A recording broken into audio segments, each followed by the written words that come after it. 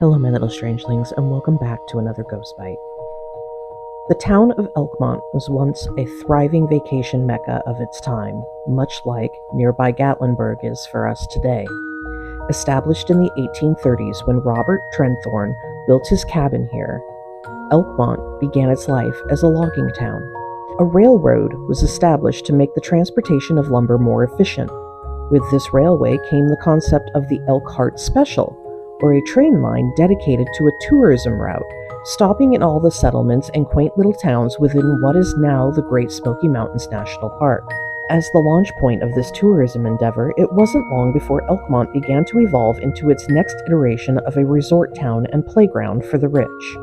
Hunting lodges, hotels, vacationers' cabins, and the like began popping up like mushrooms after a rain, setting the stage for a booming resort town by the early 20th century. Things continued to flow in this direction, but then the ebb came in 1934 when the Great Smoky National Park was established. People remained living in and around Elkmont, but that didn't stop the area from being declared a ghost town in 1992 due to so many of its buildings' state of abandonment. The last living resident of Elkmont left sometime in 2001, and by that time, Elkmont had already achieved a place on the National Registry of Historic Places. While several of the buildings were too far gone to restore, restoration efforts began on the ones that could be saved. Today, there are camping areas surrounding the ghost town, and it is open to curious tourists and hikers alike. It's even a popular wedding venue, as my boyfriend's sister was wed there. Still, it seems that the past is reluctant to let go of this place. Most of the phenomenon reported here is your run-of-the-mill residual haunting.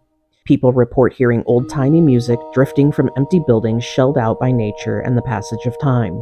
Other times, it's the murmur of conversation, only to round the side of a building or to peek in a doorway to find no one or nothing. Some say they glimpse apparitions in turn-of-the-20th century dress passing between the buildings, behind windows, or across or through doorways. Still, my favorite stories about Elkmont are from the people who have experienced the more extreme paranormal phenomena there, outside the realm of just a mere haunting. I don't know what to call it, my little strangelings, but it starts like this. The unsuspecting victim is either exploring or hiking through the old town when they realize music is playing. Something old, like from the 1920s or 30s. They report feeling weird, lightheaded, or vaguely nauseous, sometimes dizzy, or like the ground has moved beneath their feet, or that there has been a sudden shift in something like the barometric pressure, like it has suddenly dropped or increased enough to feel it, like a very real physical thing. Some say it makes them squeeze their eyes shut, others say it urges them to round the next corner or bend, but all say the same thing, that when they open their eyes or round that bend, it's as though they've stepped out of the present and into the past, back to a time when Elkmont was in its heyday. The frightened onlooker often reports blinking only for the vision to be gone and to find themselves back in the present time and era, the buildings back to their state of ruin and the ghost town ghostly quiet, save for the insects striking up their song once more. So what do you think, my little strangelings?